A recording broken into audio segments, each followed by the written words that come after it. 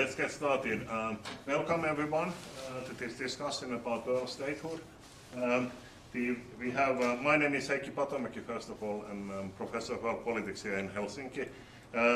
We have two other speakers today. The first one is Torbjörn Tännsjö, who has recently published this book, how despotism, from despotism to democracy, how world government can save humanity. And then we have, he's an emeritus professor of practical philosophy at the University of Stockholm. He published previously a book on global democracy that also had to do with world government as well. But he came to regret some of his conclusions, and this is a new take on the same topic or theme. And then we have Martti Koskenniemi, the well-known professor of international law, emeritus professor nowadays, and who has a number of positions in different parts of the world, including Melbourne and New York, and has published many important books. We will start with Torbjörn's presentation, followed by mine, and then finally there will be reflections by Martti, and after that we will have a general discussion. This will be streamed and also recorded, so it will be available on YouTube later on. Torbjörn, the floor is yours.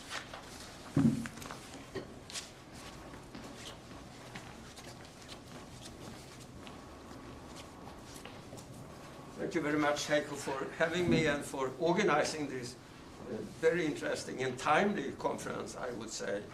And also to Martti for agreeing to comment on our Heikki's and my talks on the topic. I was drawn to this topic as a teenager in the late 1960s. I'm the only one who, almost perhaps the only one here who has experienced the late 60s. But then I became a member of, I became a world citizen. I became a member of the movement to that effect. And it was Gary Davis in New York, a former pilot in the World War II and also Broadway actor, who had created this organization, and you should request a passport from him saying that you're a world citizen, and you should burn your own national passport and try to travel with this new citizen passport. I was a bit cowardly here, so I requested this passport from him and received it, but I didn't burn my own passport.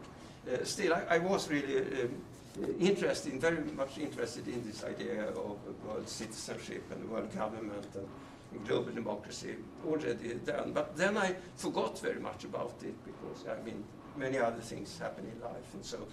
But some 15 years ago, we had a research project in Stockholm, an international research project called Democracy Unbound. Folke Tersman, a colleague of me, led this project, and many people from all around the globe participated to it. And then some of us came to me, I came again to believe that this idea of world democracy is really the clue to the solution of many of the pressing problems that we face on the globe.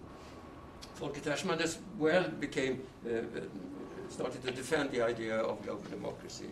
And Bob Goodin, a well-known political philosopher, even argued that global democracy is not only desirable, it's almost inevitable. It will happen, but it might take some 100 years or so. It was not so nice to learn. But we had this idea, which was defended by many of us in this project. And I published a book then with the title Global Democracy, the Case for a World Government, which came out from Edinburgh University Press in 2008, I think, or something like that. But now I don't think it's radical enough, the take I had then on the topic. And it has partly to do with the development in the world since then. And I will explain why in my talk now. Well, first of all, just an aside about two important distinctions here. My message here is extremely pessimistic, I would say. I think our situation is really desperate on the globe today. And even with regard to the solution I suggest, I'm a pessimist. I don't think it will work. But there is a chance that it will work. And that leaves room for optimism. So I would characterize myself as a hopeful pessimist. Because you could even hope for the impossible, or at least something that is highly unlikely. And it's also rational to hope for something that is highly unlikely if the stakes are high enough. If it is a matter of life and death, or whether the human race or civilization will go under or not, then the only slightest probability that you will make a difference, as we say, render it reasonable to take action, not only to hope for the solution, but take action. And still you could be a pessimist. So if you presented a wager to me, I would bet on the fact that we will go under together. And the solution I discussed today won't work. So this is the main thrust of the argument in my book. I will only glance over most parts of it and focused on points where I think there is disagreement in this room or among us who present to you. First of all, I think that we do face a global existential, threats. Nuclear war, for example. I need this one for you or for the streaming. For the streaming, okay. We do face global existential threats. Nuclear war, global heating, for example. I'm no expert on global heating, I just accept the mainstream, the core of science on this topic. Nuclear war, I mean, it's very easy to see that this threat is real. I also argue that it matters if we go extinct. And that's an entire chapter in my book. That's the most philosophical part of my book, where I argue that it is a big deal whether we go under or not, whether the human population, even sentient life on Earth go under or not. So here I confront pessimism, the idea from Socrates and up to present philosophers like my friend David Benatar in South Africa. So people who say that it's so nasty to be around that it would have been better not ever to have been born. So if we go under from a point of view of the universe, that means an improvement. I argue against pessimism. I'm an optimist. I think not all lives, but most lives, not all parts of them, but most parts of them are well worth living. I also confront Georg Henrik von Wright, my old colleague. We had a discussion about this, and he had this position that it is a pipa snus if the world goes under. Is that? You don't understand that if you don't understand Swedish, even if it's Finnish, Swedish. Well, it's a trifle thing. It's a pipe of snuff if the world goes under.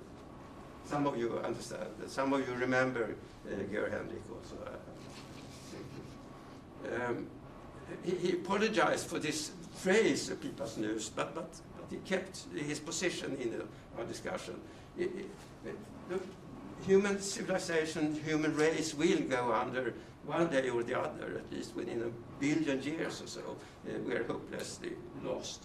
So if it happens in 100 years hence or 300 years hence or so, it doesn't really matter, because when we're gone, there is no one there who could complain. So that's also another influential moral argument, assuming that morality is a matter of how we relate to one another, existing people. But we have no obligation to create happy individuals. We should make one another as happy as possible, but we have no obligation to create happy people. I think we have that kind of obligation, but many people disagree here. So it's no mean feat really to show that it matters, but clever people have argued that it doesn't matter. It's even an improvement if we go under. But I think this is the utmost evil if we prematurely we let go of position here. Well, to avert the threats, we need to have resort to a world government. I had that point also in the previous book. and I will explain why it has to do with the tragedy of the commons, I argue. Particularly, we can see this in relation to global heating, that we can't obviate these threats unless we have a world state. But now, and here's where I disagree with my previous book and with my previous ideas. Time is short, so the only possible version of a world state is a despotic one, I think now. I mean, the old idea was that we should democratize the world, have a world government, have a global democracy handling these existential threats and so on. But time is up for that, I think, now. And it's not only a matter of time. I will explain why it's not only a matter of time.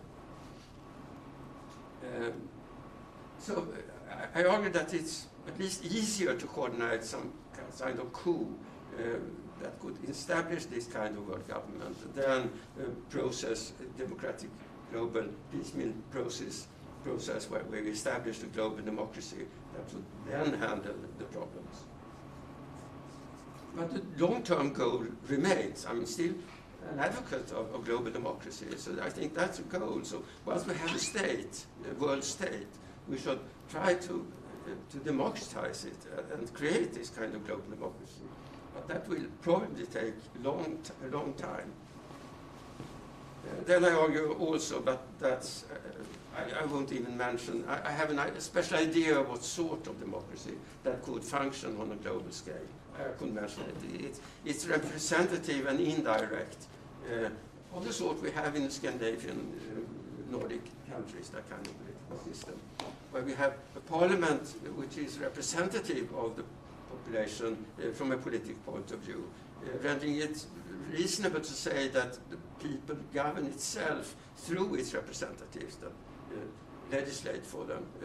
This metaphor makes sense. It is as if we had been able to gather under the oaks to make the example from the history that we reached a decision we would have met if it had been possible for us all to meet, to discuss, and learn about, and also to bother and spend so much time on politics. Then we have the kind of, that's a metaphor, I think, behind the idea that indirect representative democracy means that people rules itself, in distinction to the kind of Schumpeterian and American way where we have people competing for the position as president and then rules people from that point on. Here in this indirect representative system that we know so well in the Nordic countries, we have also the best answer you could want to the strongest criticism against democracy.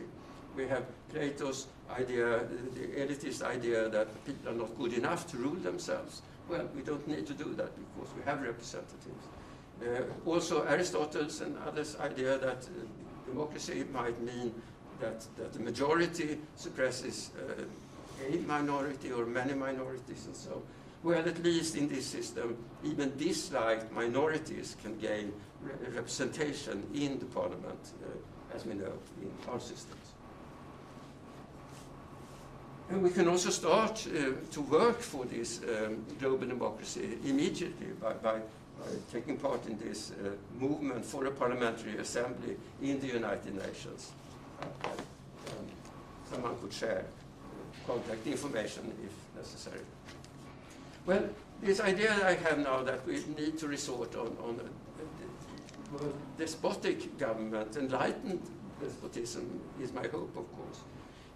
The standard objection is that I don't want to live under despotism. I always meet with that kind of objection when I put forward this idea. But then we should remember that only 13% of the world's population live in liberal democracies. So it's a bit arrogant to say that, I mean, this version of this better dead than red saying from the Cold War. And it's also arrogant in the sense that democracy is just a parenthesis in the history of humankind. I mean, most problems have been solved under all sorts of despotic rules. And we had 200 years in Athens, and we have some examples in present-day history of democracy, but this is the exception what we have lived with. And I would say that life was worth living also in the Middle Ages or in the 18th century and so on. And also this idea that we should have established this kind of enlightened despotic rule of the world doesn't mean that existing democracies must cease to exist. It only means that they will be robbed of their sovereignty. But this Westphalian idea then of sovereign nation states will go.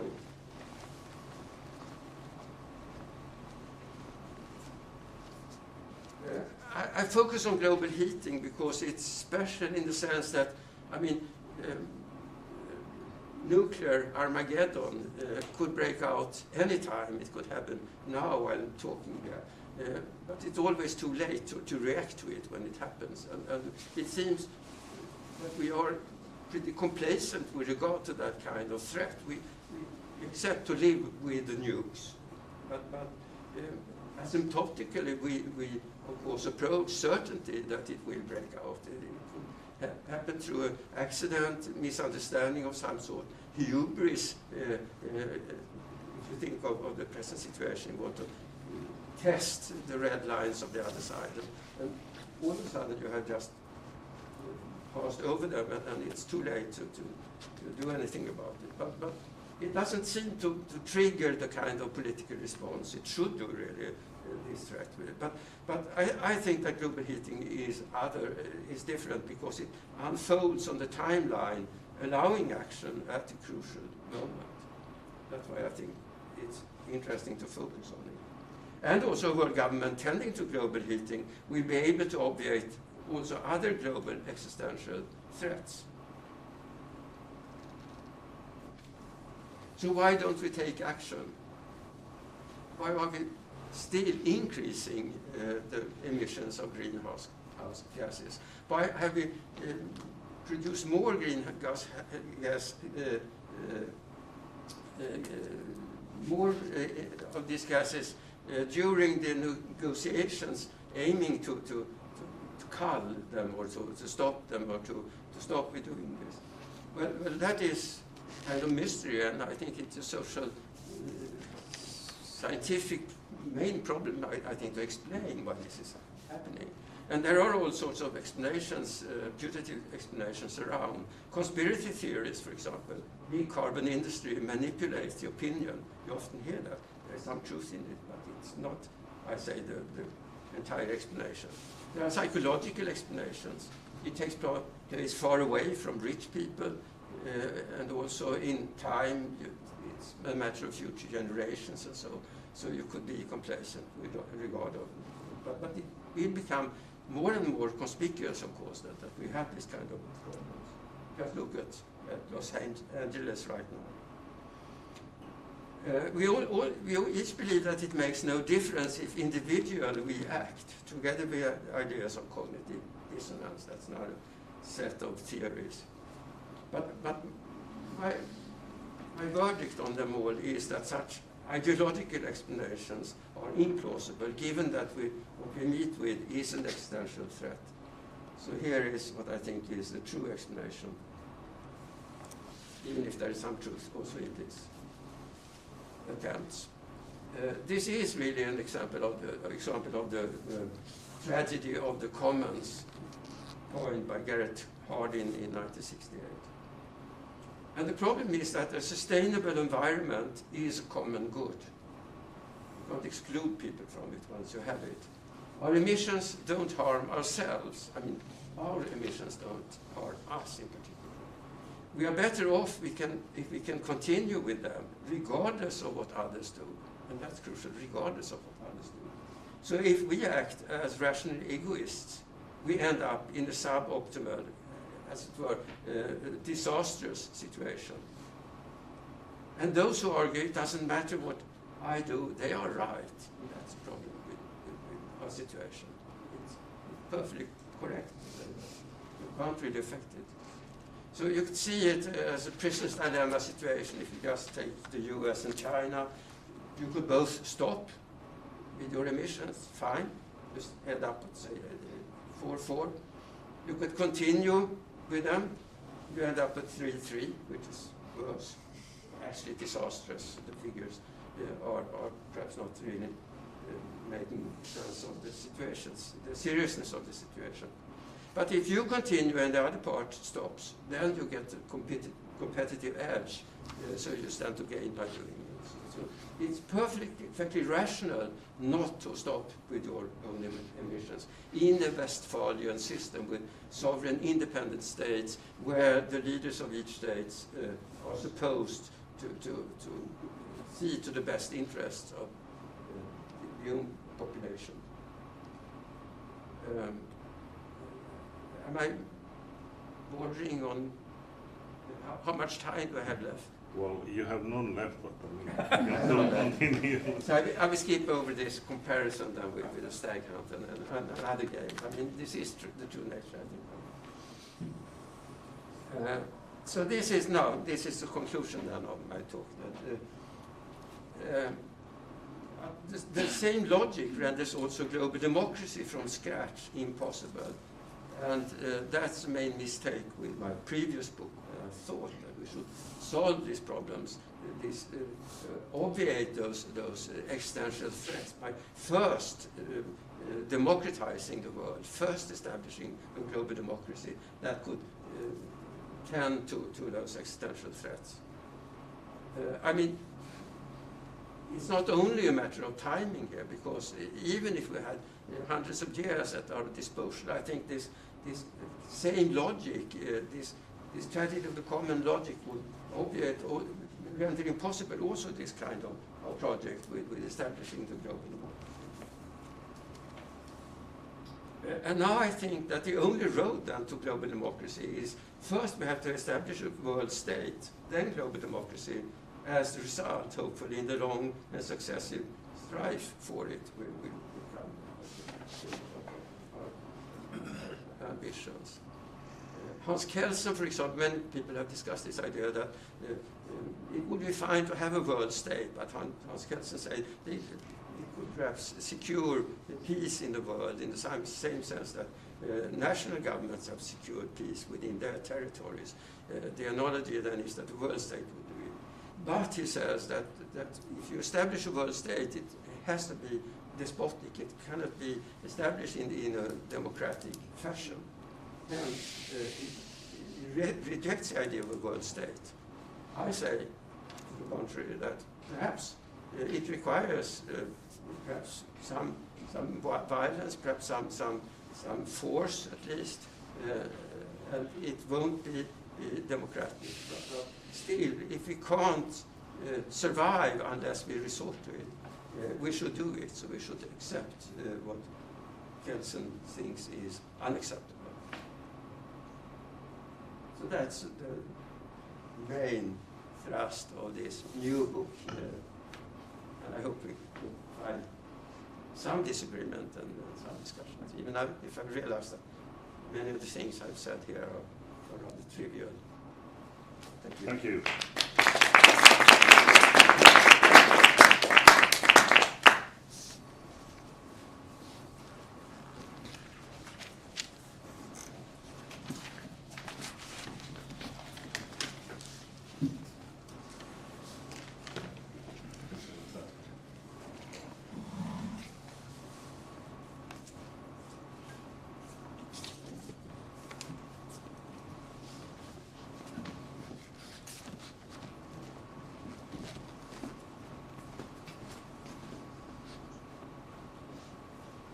Okay, there's another book that came out also in 23, and this was written by me. It's called World Statehood. So I'm not talking about world state per se, but about world statehood. And the subtitle is The Future of World Politics. As you will see, we are discussing similar things and also trying to respond to similar kinds of situations, including these existential threats to humanity. But the approach is very different. So the starting point is that the future of humanity indeed depends on our capacity to respond to a number of global problems, including economic instability, climate emergency, the extinction crisis, pandemics of all kinds, rising inequalities, possibility of a nuclear war and runaway technological developments, including the AI. But there are also other existential threats as well. When we realize our condition in a wider cosmic context, then we also are aware of things that might threaten human civilization coming from the outer space, and that requires also planetary cooperation as well. But the problem is that our political imagination is still captive of state sovereignty. And it seems very difficult to respond to these problems or organize cooperation in a manner that would be adequate from the point of view of actually respond to these problems. However, even though I'm discussing world statehood, I don't think that the idea of world state as such is a solution to any problem. And it might also cause many problems as well. And what I try to provide in the book is an open-ended processual account of the formation of what can be called elements of world statehood, understood in terms of particular functions and powers that I separate from any particular idea of a state. Typically, those ideas of a state are based on our common experiences in the contemporary world, the states that we know, the territorial states in a system of states and interstate relations. So statehood in that sense doesn't mean that if that layer of governance is strengthened or becomes more important, it doesn't mean that there is any world state in a sense that would resemble the existing states, even though some of the institutions, some of the powers and functions might do so. Now, another thing that is also important is that without integration and legitimate integration for that matter, these kinds of developments, I mean, strengthening the layer of world statehood is unlikely to be possible. So there has to be some sort of integration process also at the level of political community as well. And this has to do with the question of legitimacy as well. Whatever the reform might be, the problem is that these typical arguments concerning existential threats, I mean, whether we are talking about the economy, the ecological crisis, or the possibility of a nuclear war, or anything of that sort, the problem is that these kinds of arguments in favor of some kind of a common authority are typically not enough to justify a political rule of any sort. And quite to the contrary, they can also be part of the problem, because these kinds of arguments tend to be very conservative in the sense that they are capable of legitimizing almost any type of rule. And I would add that the global civil war is no less serious than the possibility of an interstate war. So what we require is a belief in normative legitimacy, and it has to be anchored in some sort of universalizing principles. But even when we are talking about these familiar things like democracy and human rights, I will stress that they have to be understood processually and in terms of attempts to argue in a universalizing way rather than simply assuming any particular universal principles. Also, there has to be some kind of a global imaginary as well. Arguably, we've been moving into that direction for various reasons, as in the studies of globalization, and this has been a common theme for many years. But nonetheless, we are living in a period of history that can be also considered to be regressive, and as we know, nationalism has again been rising, on the rise. In general, the argument is based on the primacy of process, or more philosophically, on process ontology.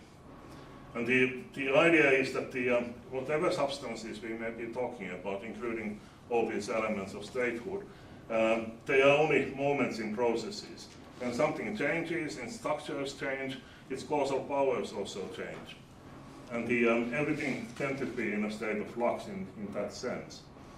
This also leads to an idea that whether a world state exists in some sense, or whether the layer of world statehood is in existence, is not a categorical yes or no question.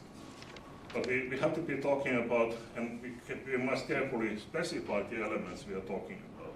what are the functions, what are the powers we are talking about. So this leads to these three questions here that I pose in the book: whether and to what degree elements of world statehood exist already. We can talk about the governance of the world economy, some near constitutional things included. Also things like human rights can be arguably similar, and there are other elements as well. The global civil society, global public in some sense. Another question is whether a world state in some sense is inevitable, as has been claimed by some international relations theorists like Alexander Wendt. And finally, whether and under what conditions a world state could be sustainable or stronger layer of world statehood. When we are talking about causal processes, we also need to understand in a more specific way the macro dynamics that is shaping the world on a global scale. And this, here I rely on the philosophy of critical realism. The basic idea is that not only do we need to study these causal processes in order to understand the conditions for change, but also that it is possible to replace the process of unnecessary, unwanted, unneeded causal determination with a better one in some way. We can absent causes, but we can also absent absences as well. Now, the problem, however, from the point of view of strengthening these elements of world statehood is that in the absence of a pluralist security community theme that I discussed throughout the book, and adequate institutions governing the world system, there is a tendency to both generating and aggravating various conflicts in the interstate field. And there are political economy underpinnings of these macro dynamics, but it also happens through the interstate field as well. And this tends to lead to securitization, geopolitical confrontations, weaponization of interconnectedness. And this has happened before. I mean, similar process led to the First World War. There were many contextual differences. It's only a partial historical analogy, but we are again reliving some of the same things. There are also some things that are reminiscent of the 1920s and 1930s as well. For this reason, and there are also other reasons that I discuss in the book, it can be argued that the global governance systems have been in a state of gridlock in the 21st century during the past 25 years or so. So no real breakthroughs in any field, despite the thing that, I mean, it's widely acknowledged that there's a need because of these existential risks and threats to develop this system. I mean, no developments have really taken place. And the real test whether there is a security community and whether there's a process of integration towards something like a global political community is whether peaceful changes are possible and whether common problems can be resolved by means of peaceful changes. So you need an institutional system that is very strongly encouraging, facilitating, making it possible to resolve conflicts and problems in terms of peaceful changes. From this perspective, obviously also collective action and institution building are processes as well. The starting point and the point of analysis is that many of these problems can be resolved by means of building better common institutions, those that are constitutive of agency, and in different ways, and then also those that try to tackle particular problems as well. This process involves learning, and it involves also various stages of consciousness to make it as brief as possible, from parametric to strategic consideration. That's the game theoretical kind of a model or level of consciousness, which is always at the most partially true anyway. That's not how humans usually reason. But then moving from that toward building some solidarity is a major step, and that enables then collective agency and the building of new institutional transformation of the old ones. There are all kinds of contradictions in each stage, and they all need to be resolved. So there's no guarantee that this can succeed, particularly since there are all kinds of vicious circles. I mean, the absence of adequate common institutions is one of the causes why we see these disintegrative tendencies in global political economy in the contemporary world and in the interstate field. And this is a vicious circle creating tendencies toward crises and catastrophes. Obviously, crises and catastrophes can also be awaited, or these changes can also happen through time. They can be the cause of learning and change, and the both world wars are testify this in a sense that after both world wars there was a lot of discussion about how to reorganize the world. The League of Nations, the International Labour Organization, were founded after the First World War, and then after the Second World War, the Bretton Woods institutions, the UN system, and so on. And the problem is that we have ended in a situation of a gridlock at the time, and there's more need for global cooperation than ever before. Now, the point here is also that there are still possibilities, even in the context of these vicious circles.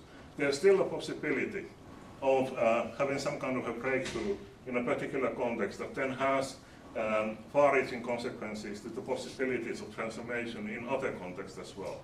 And one of the key possibilities lies in the field of responding to the climate change of global heating. And behind this is, of course, the huge political economy development of growth in the world economy.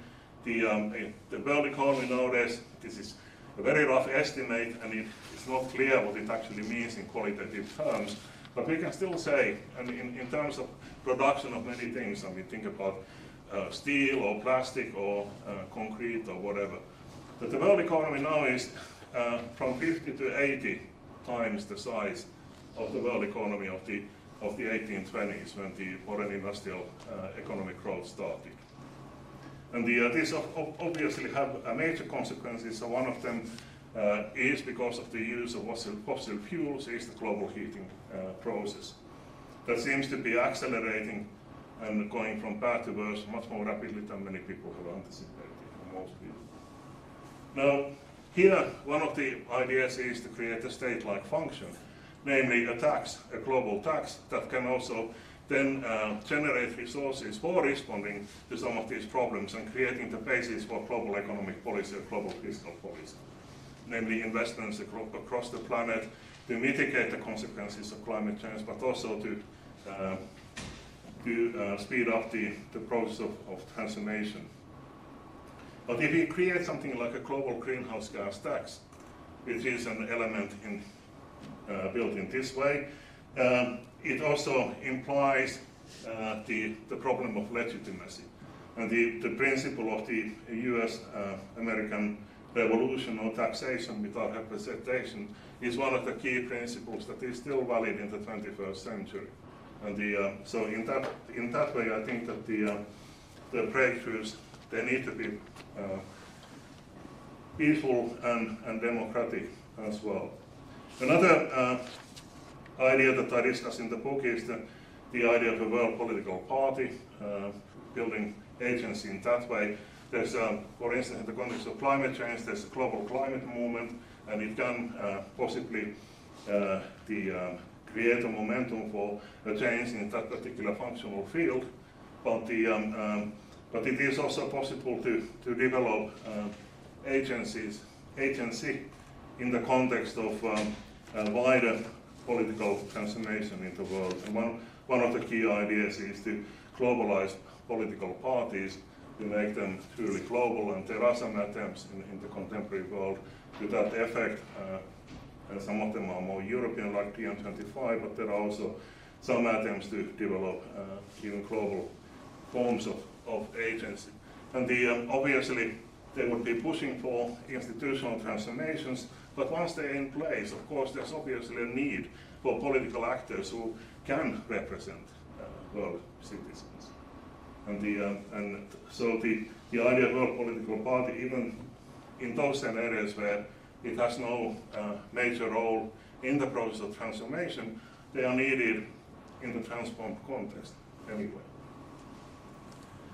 And there's also an idea of a world parliament that I discussed in the book as well. So it can have two tasks. I mean, instead of being a sovereign legislative body, it could be a kind of a democratically elected Supreme Court of the world, if you like. And at the same time, it could coordinate other functional organizations in the world. So some of these ideas are about rethinking what exactly are the functions that we need or what can be plausibly realized in the contemporary world. And finally, I discussed also the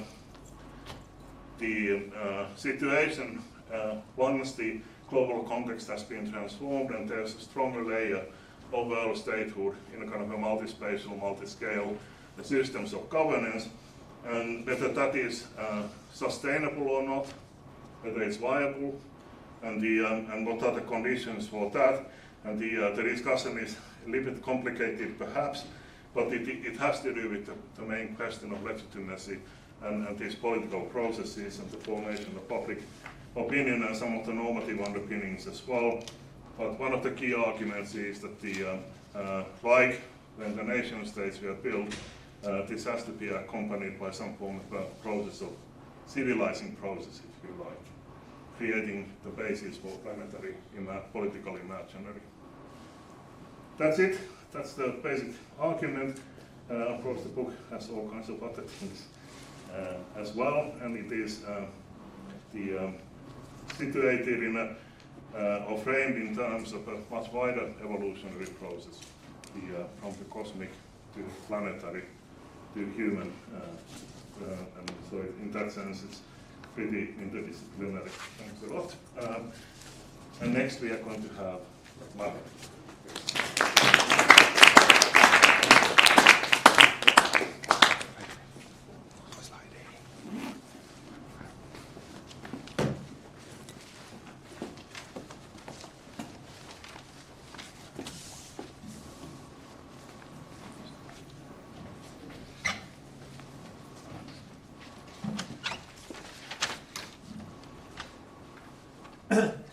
This will be a rather unbalanced set of commentaries because it's only one of the two books that I've read, and from the other I heard just a very brief set of reflections. And obviously the themes are united, so world statehood, the situation we're in, there's a lot to discuss. And maybe if I start with Torbjörn's presentation. Before saying this, nevertheless, I think there is something maybe awkward, maybe delightful to survey the scope of thinking at play here. Now, we seem to be dealing with cosmological, religious, fundamental theological issues about the survival of humankind and or from that large set of questions, survival of humankind, to very tiny questions about how to organize a world government or a world parliament somewhere, and everything in between. A lot of these two books plays upon sentiments of, obviously, of the authors, but also of the readers. So how much optimism is one willing to take, or how much pessimism one is willing to live with? And that fundamental ground from which one thinks about issues of such scope as this cannot be, I think, set aside. One might have wanted more debate on optimism and pessimism, and what are they, and how, and can we somehow identify them, those two sets of propositions or feelings in ourselves or in these propositions, and what does it mean if we adopt one or the other of those series of preconceptions of how to think about the world. Hopeful pessimism, said Torbjörn. Yes, so, and I think the presentation that you gave, time is up. I can easily relate to thinking about the disaster that's coming in very catastrophic, even apocalyptic terms. Those terms are available as I've been reading science fiction novels long enough in order to throw myself into having that feeling, and not least when I talk to my kids, who are also very capable of awakening that sense of the end of the world. And one has to say, as many people have said, that for most of the time, most Europeans have always lived with the sense that the apocalypse is about to come, if not next year, then at least for the next generation, no later than that.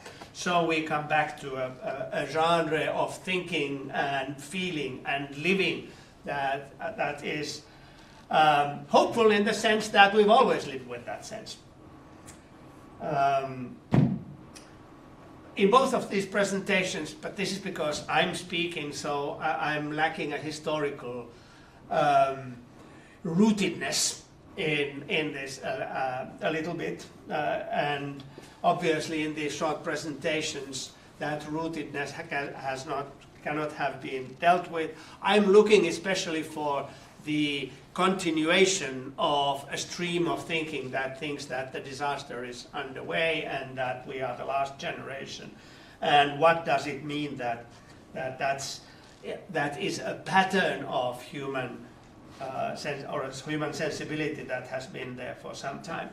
The despotism, so I find myself thinking that only despotism can take us away from this. Once I think this, the next thing is, well, am I not, what's wrong with my imagination? The main critique with Torbjörn's thing, I think, is with this very stark juxtaposition of democracy and despotism. So one thinks that usually there would be some gray zones there. One needs, how would I say, determined decision making, surely, but that determined decision making isn't going to be there only because one wishes it to be there, that there should be some sort of a larger movement, and when there's a larger movement, then the sharpness of the despotism obviously will be diluted. It's not just despotism, Torbjörn, that you need altruistic despotism and wise despotism, and I was wondering, how do you make those distinctions? Every despot thinks that they are wise and altruistic and think that their interests miraculously align with the general interests as well.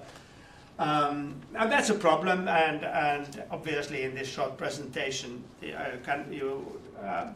haven't been able to deal with that. I just noticed that when I wake up at 5 o'clock in the morning and sweating and thinking, oh, I thought there should be a despot, then the next thing is, well, how do I know that the despot is so I deduce that this is just to say, I wish I were the despot. Right. You didn't mention the word revolution, so despots come after revolutions usually, and the kind of break in the steady history of what we have now requires surely a revolutionary thing in which blood will be spilled, but I agree with you that blood that's being spilled is just very insignificant in relationship to the kind of disaster that the operation is going to have to deal with. So Torbjörn, altogether, I must say I'm sympathetic with your tragic view.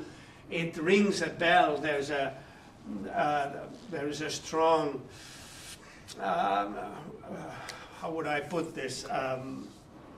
There's a strong stylistic pull in thinking in tragic terms like that. Tragedy is so much more exciting than optimism. But unsolved questions. So isn't there a gray zone? What about the good despot, bad despot? How does the revolution take place? Those kinds of questions. Now, Heikki's book is really a fantastically large I don't know whether you would say, Heikki, that it's a compilation of things that you've been writing in the course of the years, that it is your testament, at least at this point, until the next testament, but it has that quality, not least because when you look at the references at the end of each chapter, so a very large part of that is taken by your previous writings on those themes. But it's also really a masterwork in bringing together different perspectives and different disciplines. It has a wide historical thesis. The historical thesis bringing us to a cosmological perspective, inviting us to think of the present in view of not only the globe, but the universe and the development of the universe in which the globe plays a role. Big history, as Heikki calls it, together with others, cosmological perspective. It's welcome, it's far away, and one is not used to it. But it's a great thesis. There's a big sociological thesis. Everywhere one looks in this book, there are structures and processes that operate in a very grand scale. The human individual is absent. There is no single individual doing there. The human sensitivity with which individuals encounter structures and processes is not there. These are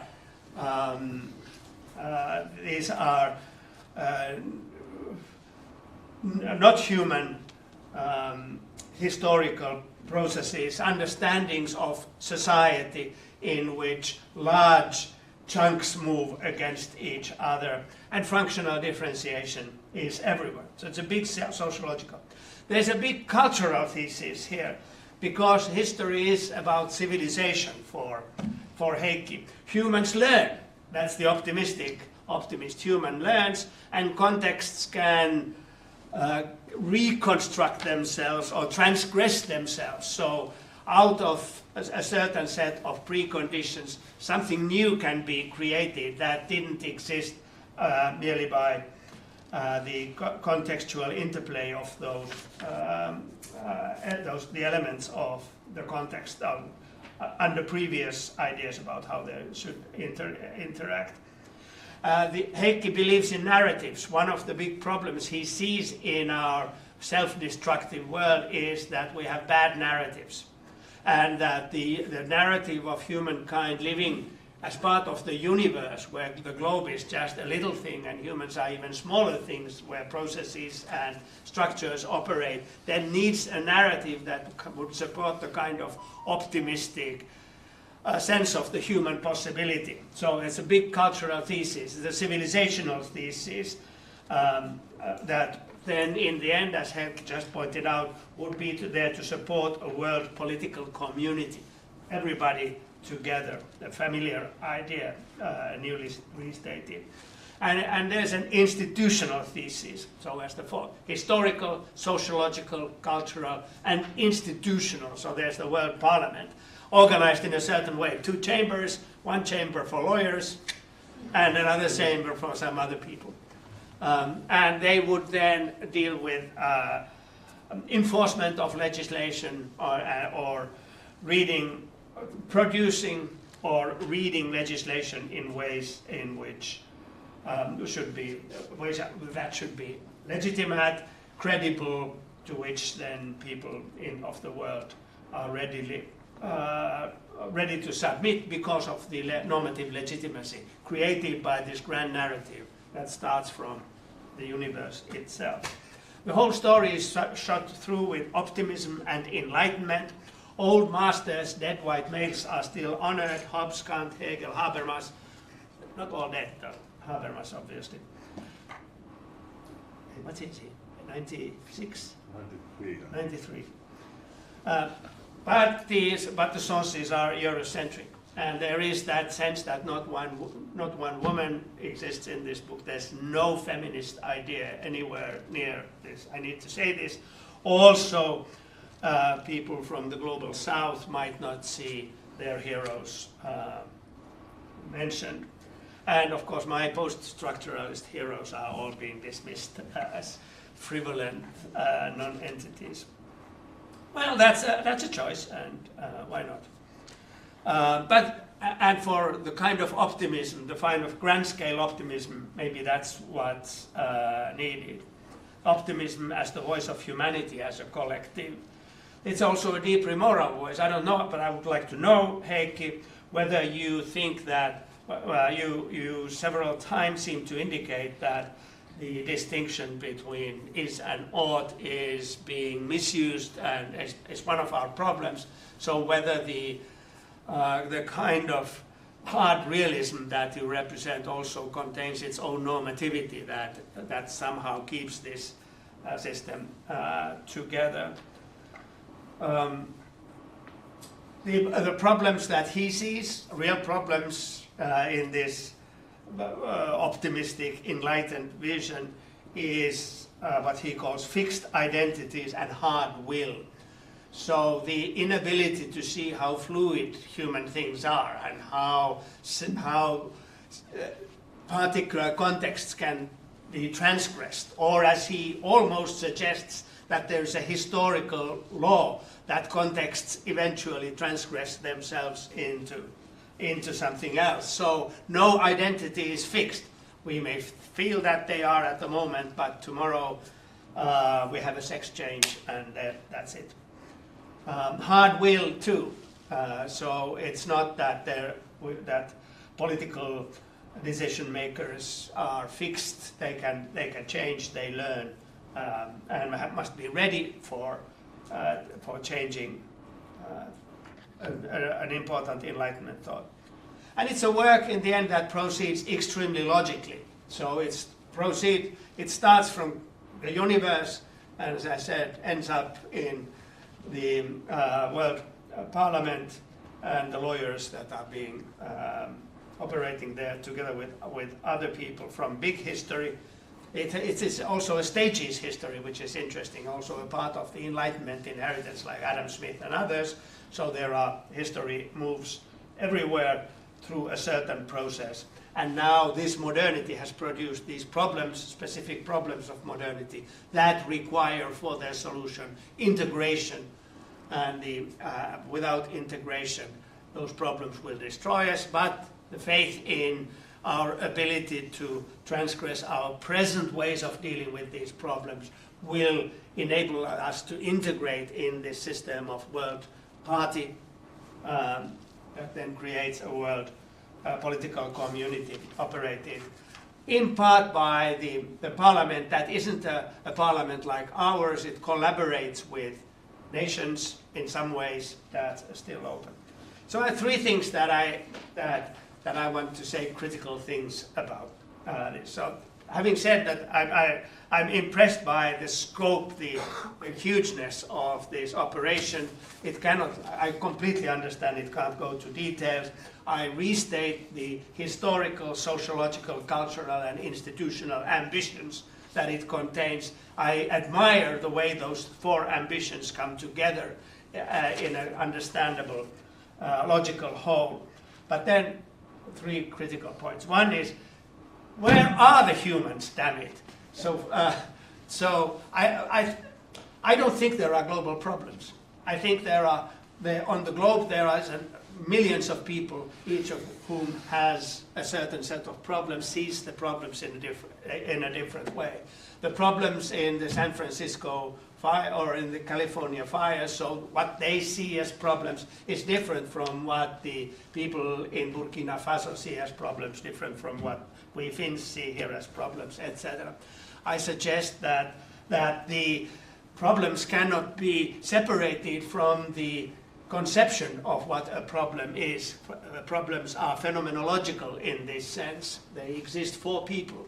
And it is in that sense that people are moved to deal with them, not as objective problems outside of themselves, but as problems that they understand, see, and feel, and experience as something that we should deal with.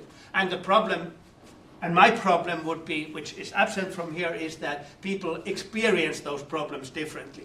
What is a problem for Mark is a success for Mary. And the goods of the world are not compatible. So this is the tragic side of it. So the ability of someone to solve a problem will become a problem for another person. And so there is struggle. And because there is not a because phenomenology does not make an appearance, struggle also seems to be just something, a technical thing with which you can institutionally deal with. Whereas I would say struggle is fundamental in the existential way of humans, and that our ability to continue life on this earth is to acknowledge struggle and to find how to deal with it in such a way that it doesn't become existential into the nuclear disaster. And so that leads to my second point is, what about power? So who is going to do all of this, and how are you going to operate? So institutions is what Heikki suggests, but institutions empower some people by disempowering other people. Institutions are systems of authority where some people subordinate to the authority of other people.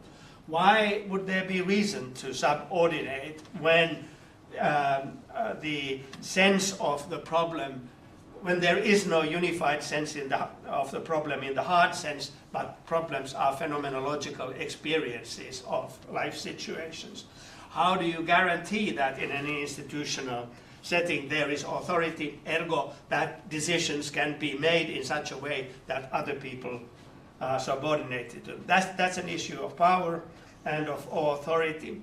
And just to make a small footnote there, Heikki criticizes me for my indeterminacy view on international law.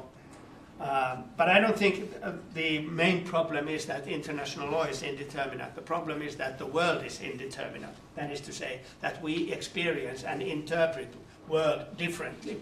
And therefore, the coming together in some project is a really big task to carry out, because those different perceptions should somehow be aligned in one, which is an issue maybe of despotism, where one doesn't have to worry about too many people's experiences. And my final point is a certain skepticism about institutional design. So in some fields, institutional economics, I suppose international relations, political theory, to some extent there is great faith in institutional design as a way of dealing with politics. So when I think of institutions as systems of coordinating authority, of empowering some and disempowering others, institutions as organizing bargaining power among people, then it's not clear that the institutions themselves resolve problems. There is an anterior issue as to how to justify the system of authority that inevitably will have to exist in an institution, for the institution to be able to respond to the phenomenological experiences that the clients, let's say, of the institution experience. So these are such big themes that these books deal with. I welcome the huge ambition of taking a cosmological view on the human situation. Maybe that is the genre or the vocabulary in which we should talk about the present situation. It responds to some feeling in at least some part of the population that we are at the brink of something, that this thing can't continue. Now, I'm not sure whether those who rule us feel the same way. They expect more technical and more detailed advice for the daily problems that we deal with. But maybe we should not care too much about them. The problem with the large scale is nevertheless that the distance between the articulation of the emotional appeal of speaking seriously of the human predicament today, between that thing, that articulation, and getting into a policy proposal about what doing with the Finnish or Swedish government's next program. That distance is so overwhelmingly great that it still leaves most of us dealing with the latter kinds of problems with not much more than the maybe eternal questioning at 5 o'clock in the morning when we wake up sweating as to whether we have reason to be optimists or pessimists. That's the main question, I think. Thanks.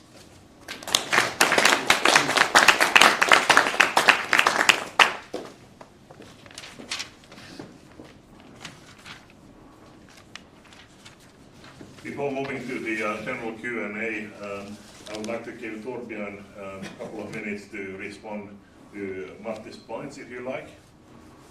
Perhaps you should proceed to a more general Q&A? discussion now. Okay, we can do that. There's a limit to how much you can listen.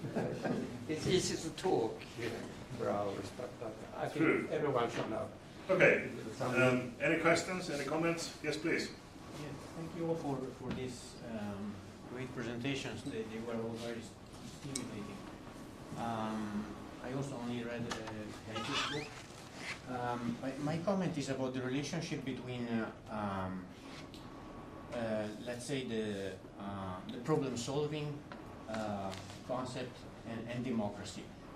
Because, well, I tend to agree with Martti that there's no objective problems, or that they are very difficult to define, even climate change and so forth. But even assuming that we can define those problems in an objective and universal way, by saying, for instance, that those who don't believe that we should fix climate change, they are manipulated ideologically.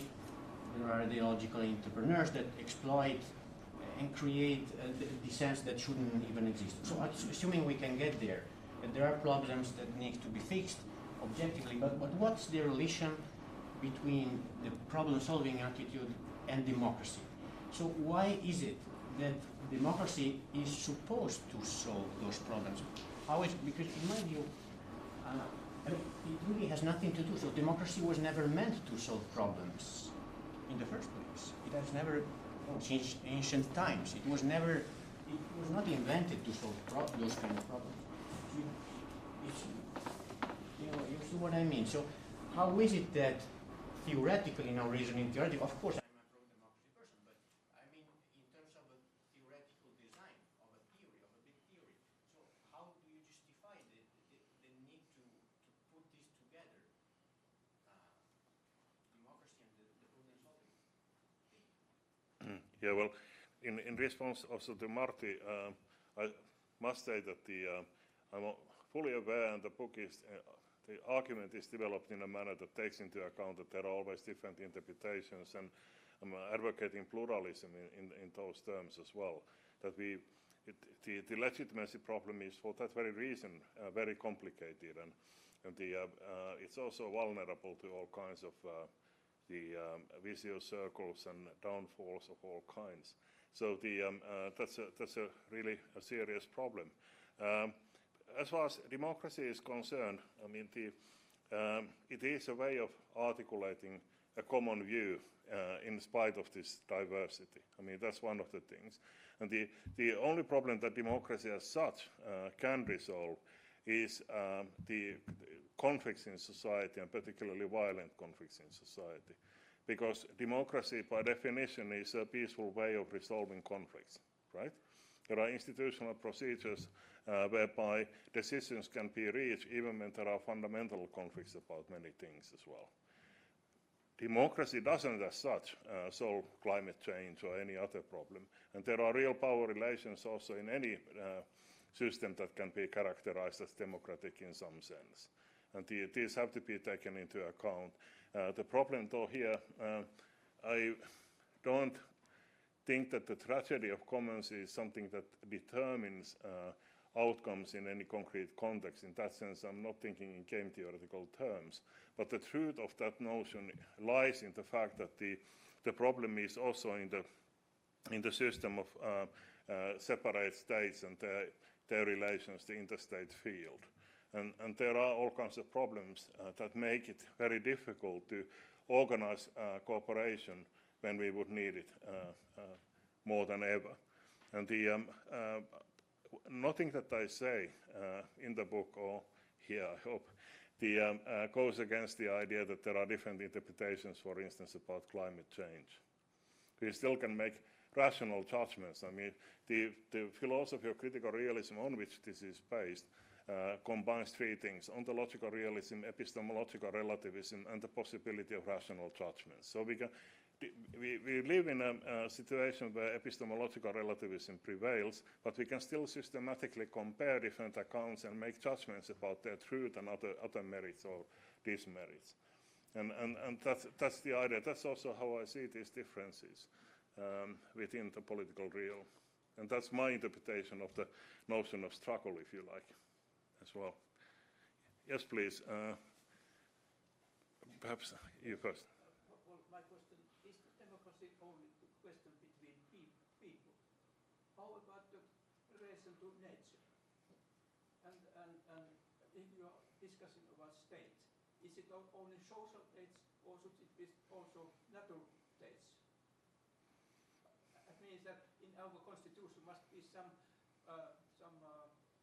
laws and decision how to handle nature, not only the people. In a way, we are discussing about the inside nature of relation them, but outside nature is outside, and that means that the question of learning, there was many points. How in heaven we can expect that in 30s or 20 years usual people have such an experience in their everyday life that they understand what are the demands of ecological reality. Torbjörn, as a philosopher, you might want to please come here too, because it's better to use the microphone.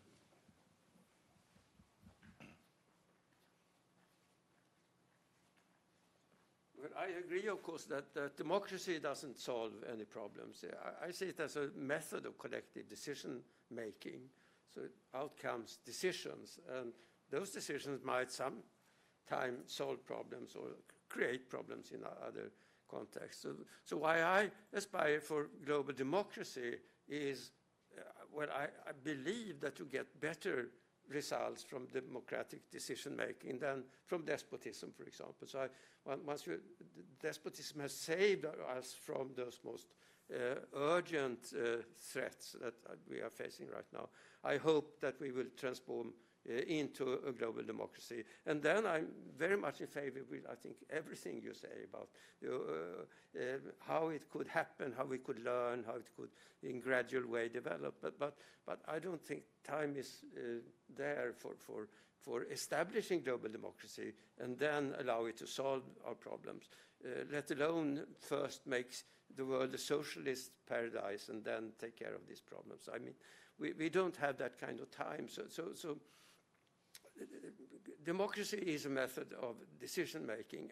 And the problem is, of course, that many people don't take part in the collectivities that take the decisions. Nature has no place in the decision-making. Future generations also no place. And that's, of course, why there exists an argument against democracy when it comes to dealing with problems where we have to make sacrifices now because we want to create a better world for coming generations. I mean, there are many people, I discussed them in my book, who have argued that democracy cannot handle that kind of problems in a democratic manner. But I don't accept that kind of argument. I think despotism has similar problems, and democracy is superior, at least in the sense that it's more nice to live in a democracy than under even an enlightened despot, I would say. But again, democracy doesn't as such solve problems. Perhaps, according to some thinkers, it's an obstacle here. we can't really deal with future generations and nature, environmental problems in a democratic manner. But I'm more optimistic. I think at least as good as despotism, and preferable for the reason that it's better to live in a democracy than under a despot. And yeah, I should perhaps have answered. I have no clear idea of how the global enlightened despotism could come into place. I have a chapter where I just speculate about possibilities, but not about probabilities of various ways of doing it. But so it's really a hope that some people who happen to see the problem, who are situated in a favorable position, can seize power at the very last moment before the precipice when we stand there. And we can gain support, of course, for this takeover. You could call it a revolution if you like.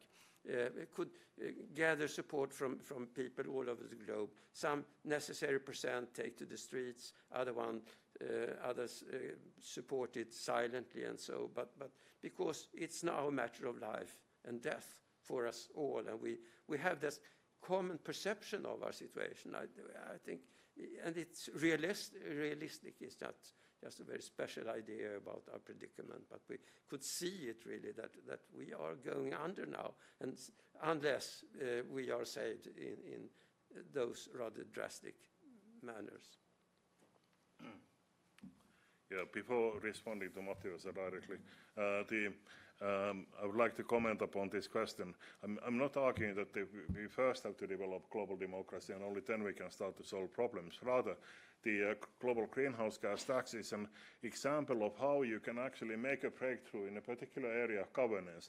But in order for that to be viable and legitimate, it needs to be democratic in some sense of the term. But there are different ways of thinking about democracy globally. I mean, one is that there are interstate relations that can be organized democratically. I mean, the Council of Ministers of many organizations, including the European Union, is organized that way. But then you can have also civil society representatives rather than directly elected representatives. And even the representative part or indirect part can be either directly elected or not directly elected through national parliaments. So there are all kinds of ways, and it is possible to combine these different senses of democracy. But unless there is democracy in some sense, it is very hard to see that this kind of a new system would be legitimate. So the idea is rather that we need to create the conditions for breakthrough in some context, and then it can also spread to other contexts as well. But I'm not expecting us to wait for global democracy to emerge and only then start to resolve these problems. I mean, the process is very different in my opinion. Regarding the question about the rights of the other living beings than us and how we are going to deal with them, I mean, that's a very complicated and big question, and it's not really the topic of this particular book, even though there's a kind of a cosmic and evolutionary framing that makes it possible to think in those terms. But I'm actually involved currently in a project where we try to develop a social scientific counterpart to Earth system science. And this is very much about bridging the gap between nature, in that sense, I mean, living nature, and human society. And this is a big thing as well. Another big thing I'm working on at the moment. And then there was another one and third one. We have at least 3 questions coming. All right, great. Teva, wonderful presentations. Thank you, Martti. A couple of things, small questions inspired by what you said. One was about thinking about the state and statehood or stateness or statelikeness. Now, of course, we can think about the state, the national state, and then the global, how to think about it in global governance, and that's how to think about it in corporate, in terms of corporations. And we haven't talked didn't hear so much about corporations. So, like, to what extent are big corporations becoming state-like, and what does that mean, and what kind of scenarios are there in this future of the world becoming more sort of ruled under conditions that emerge out of what we see today as big corporations? What possibilities and what threats do you see there? And perhaps more importantly, or at least more see this Trump thing relating to this? Is it opening, is it like, is it a big change? Now we see like, in terms of corporations, we've seen Silicon Valley people becoming that way traditionally more Democratic Party and all that, and now there are more and more people out for Trump, and it becomes more transactional, and now you have these sort of territorial requests coming up in a new way, also from the United States and all that, and supposedly it's bad for democracy, supposedly it's bad for many things. So how do you see, what is Trump? Is it just a minor moment in this evolution of the world, or are we seeing something where we really need to rethink something about the big questions that you've been posing, or where to go and how to go? Would like to start? Okay, I mean, we know that the world has gone through globalization periods and fragmentation periods, and one state in the lead of others and so. Bertrand Russell, for example, had hopes that the West could conquer the entire world when there was this window of opportunity where the Soviet Union had not developed nuclear weapons and so. So what about the present situation? Well, certainly there is no one power that could conquer the entire world. Could perhaps Trump buy the entire world in order to settle problems in global heating and so for selfish interest? Well, theoretically speaking, perhaps, but that won't happen. I think we could be sure about that. So I think we're in a situation that is not precipitous for this idea of a gradual movement towards a global state. On the contrary, fragmentation is what we now can see in a very dangerous way, because now the nuclear threat is also alerted once again. But out of this could perhaps happen something unexpected, and that's what I hope for. Some kind of coup where both China and the US find reasons to support it, because that seems to be the only way to save us all, and to have a situation where we have a new government of the world which is not partial in the sense that it's either China or the US or Russia, and so who takes over. So I'm speculating this extremely open way and pessimistic way, but because I don't think it will happen. But I hope that it will happen, and since so much again is at stake, the low probabilities should be multiplied with these huge values, rendering it rational to be a pessimistic, hopeful person. Very brief response, because we have more questions coming.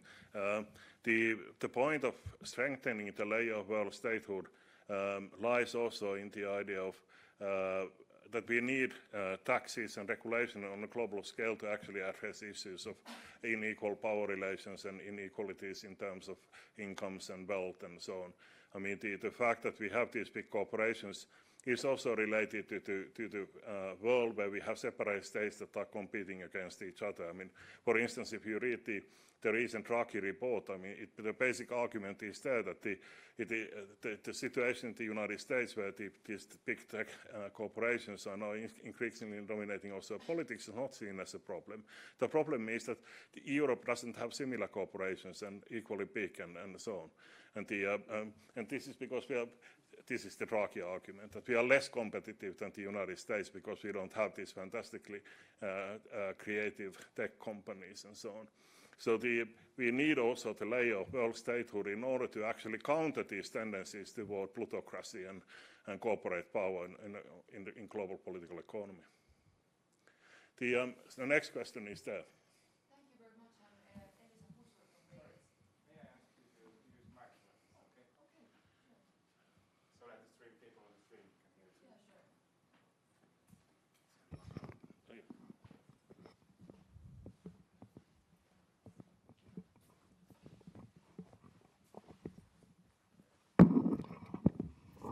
Thank you very much. I'm Elisa Huso. I'm from the Social Democratic Party, and I would like to ask about the power of the super rich in our current political system. I think if we are in order to tackle the climate crisis, we need to really rethink wealth accumulation. We need to limit the resources and really share them more equally. But we have a global wealth tax at the moment. We have a G20 countries which are presenting that we must further these. It's 2% tax, but it's just 2%. So I would like to ask you, how do you see this wealth accumulation in our current environment, what we should do about it? And the second question is about the, I think, party competition. I think it's a crucial issue as well.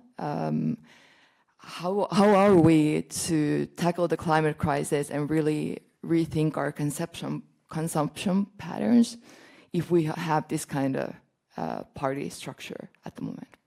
Thank you.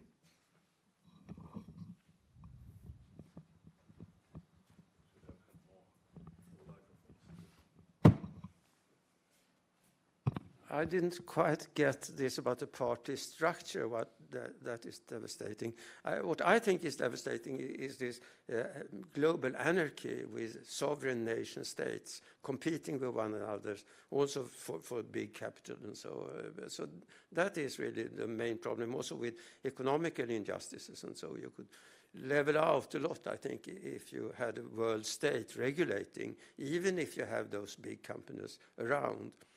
But the party system, I think we should bring with us into a global democracy when we strive for it, and even a global parliament in the United Nations should be. We should have representation of political parties in the way we do right now.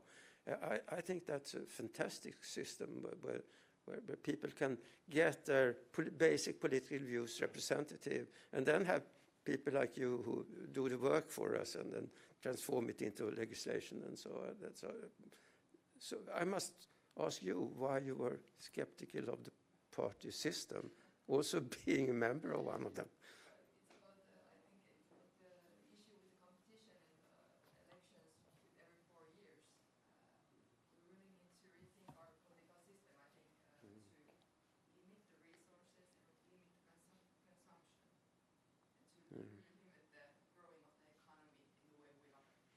Okay, but then it is this traditional argument against democracy. Democracy can't solve problems with future generations. Where we have made the incumbent generation must make sacrifices for coming generations and so. And democracy doesn't work. But I resent that argument. I think it's rather a problem with how we have structured the world with sovereign national states competing. Within a state, you can solve those problems, but not together in a world. And that's why I'm also skeptical about this gradual movement towards where you develop this kind of global tax and so, because we are still stuck in this tragedy of the common situations. You have to break out of the national egoistic thinking, but that seems to be structural, I think, when you have structured the world in the way you do. It was fine after in 1848 when the Westphalian system was established, and that served us well for a while, but now we need other ways of organizing our joint situation on the globe. I don't actually see any jump to a despotic system as a possibility. I only see possibility of using violence, meaning war in the system, that the only alternative to war is peaceful transformations of some sort. And there is no superhuman agent that could simply impose a despotic system on the planet. It would have to come via either peaceful changes or via war. I mean, I can't see any other possibilities. Now, with regard to the global wealth tax, I'm of course fully supportive of the idea. It's a great idea. This comes from the Paris School of Economics. I mean, Piketty and Zuckman and others. Zuckman was actually here in Helsinki half a year ago, and my question to him was that why do you think that this should be only a coordinated national set of national taxes instead of a cosmopolitan global tax, truly global tax? And his response was that that's not realistic at the moment, that he is fully in agreement, normatively speaking, that this should be the case. But as a matter of fact, it is so difficult to realize that at the moment, at least through G20, which is the formal organization there. However, I mean, it doesn't exist even as a coordinated system yet. I mean, there's only a recommendation that they adopted in June last year, so no tax yet. So the full agreement is still in the pipeline, hopefully. But at least that's a starting point. I mean, recognition of the problem and so on. But of course, obviously, it doesn't counter the tendencies for the accumulation of wealth in a few hands. It only slows it down at the best. We have two more questions. Please, you first, and then. I'm still left wondering whether your call for despotism is a rhetorical strategy to convince us it's better to now act under the current global governance system that we have, because otherwise maybe some despot has to come to save us all. But I'm not sure whether it's a rhetorical strategy, but the elephant is in the room. How do you ensure that a despot will act according to your aims and goals, and how can a democracy be maintained under a despot without, sort of say, robbing all the power from him? But to make that more concrete, the prisoner's dilemma game that you showed, I'm not entirely convinced whether that's still the case. I mean, it looked to me that the countries, China and the US, you have displayed, were that basically the payoff matrix is based on the assumption that they are not in a global economy interconnected and intertwined. Because if I think now of the EU carbon border adjustment mechanism, you know, if you put this into place, I don't think that a country that does not cooperate would still be left with a supreme payoff, as is shown in your matrix. So don't you think that even within the current framework and proposals such as this adjustment mechanism, the problem that you have portrayed in this game's theoretical chart could be solved? Thank you.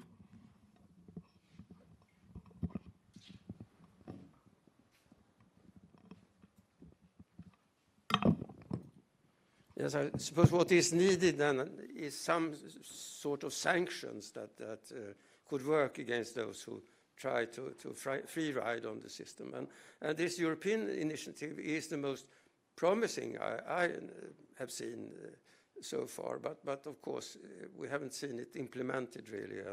And the idea that the EU should punish China, for example, if they don't take the same measures for the environment and so sounds a bit, well, way too optimistic, I would say. So I think we are still stuck in this logic as long as there is no common way of meting out sanctions to those who try to free ride. But once that system is in place, then we have the world state, because that's it all about.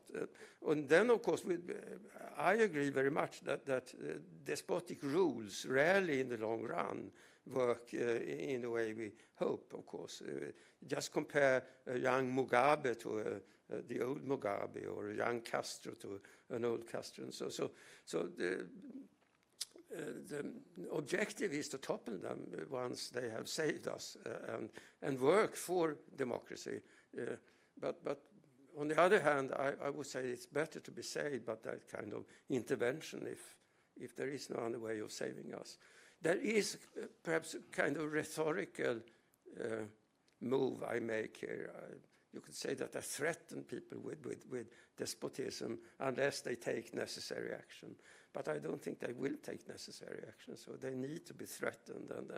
And I see really no other way realistically out of our predicament than some sort, not a bloody revolution. I hope it could happen in a rather peaceful manner, this takeover, but and with large public support at the right moment. That is what I hope for.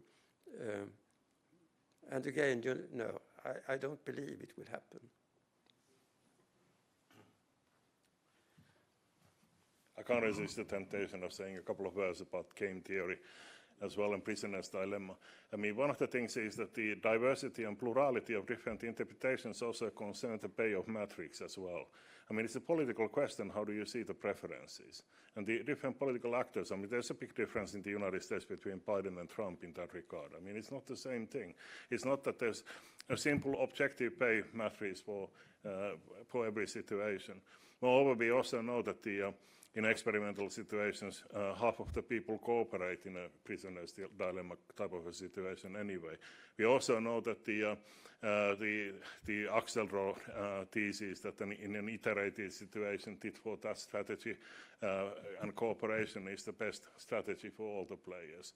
And so on. There are many things, but the main thing is that it is the background, the social background that in a way determines the preference, what is then abstractly formulated in terms of a payoff matrix. And these social processes and political processes are, to me, more important than the abstract form of the game. Even having said all these things, there still can be a tendency in the interstate field to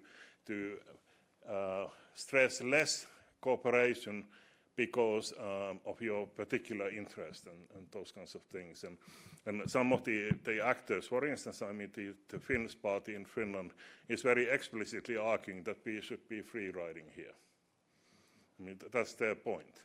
But many others are saying that we shouldn't be free riding, right? Anyway, so we have one final question, in fact.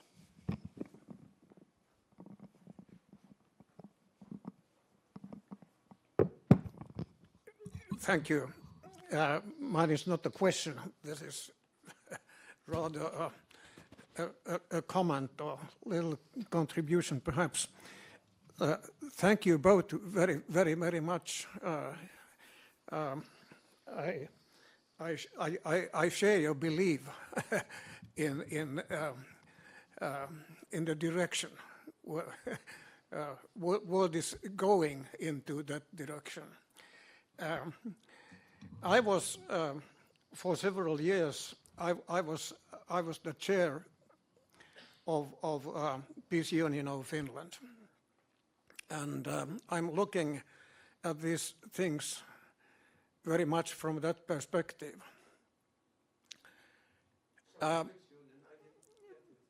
Peace Union of Finland. So the modern peace movement was founded in the late 19th century. The name of the organization is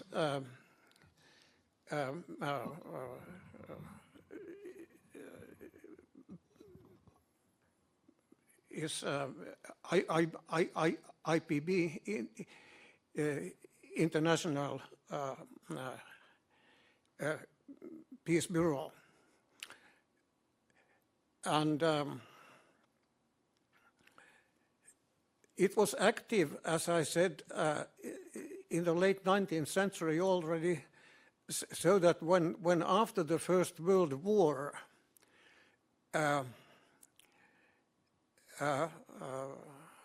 League of Nations was founded, it was not a brand new idea that was created at that moment, but it had a history in the discussions of peace movement in the late 19th century.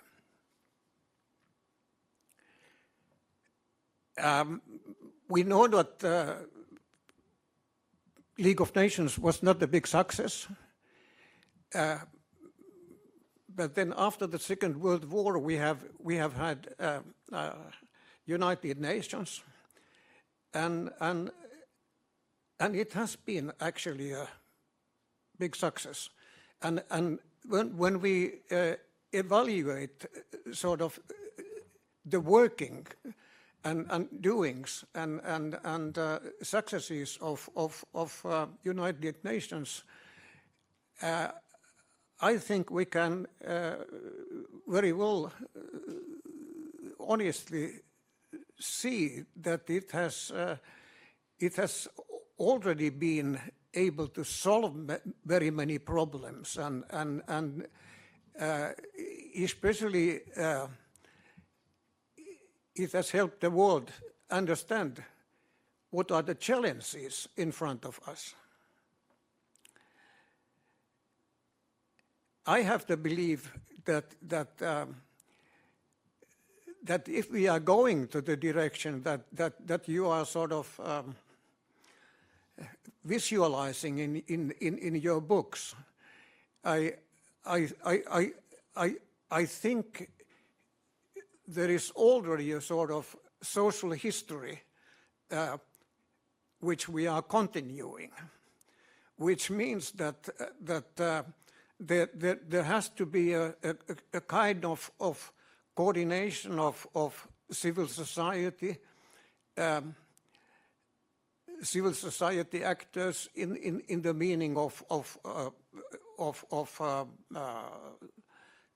peace movement, for example, but social scientists. We have to remember that social science is a very new thing, but it has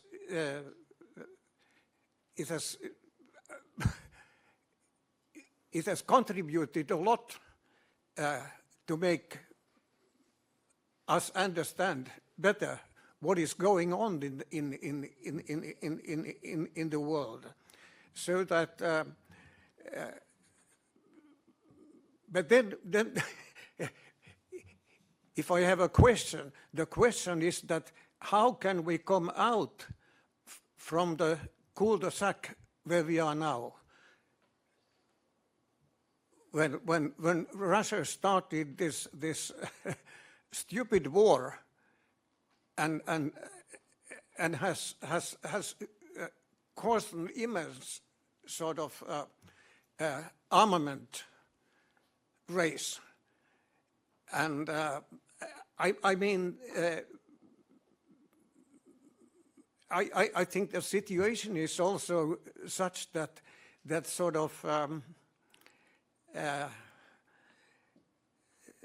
people wouldn't be very receptive to the kinds of ideas you are delivering in your books. Nowadays, people seem to believe in arms and that kind of thing. Not very promising situation. Thank you. Any response? Okay, thank you for this.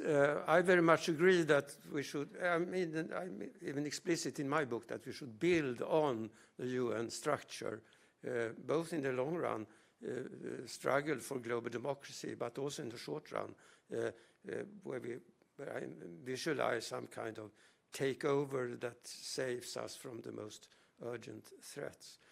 But I agree that situation is difficult now because, I mean, if you look at political parties, no one really dares to argue against this arms race that we see now. And it's also extremely destructive with regard to global heating, and so that not only are they creating a lot of emissions, of course, those military apparatus, and we don't even measure their contribution. But also this comes as an ersatz for concern with real global threats that we are facing. So, well, since I'm a pessimist, I just note this, but then again, sometimes a deep crisis can also develop into ideas about how to solve problems. And it can happen quickly. I believe a lot in Rosa Luxemburg's idea of how at a certain moment many people come together and change the situation. Thank you. 2 points very quickly. The first is that it is really the note about the League of Nations, for instance, having been discussed many decades, in fact, for more than a century before it was realized, is on the mark. I mean, this is something that is going to happen also to these ideas about functions and powers of statehood created on a global scale.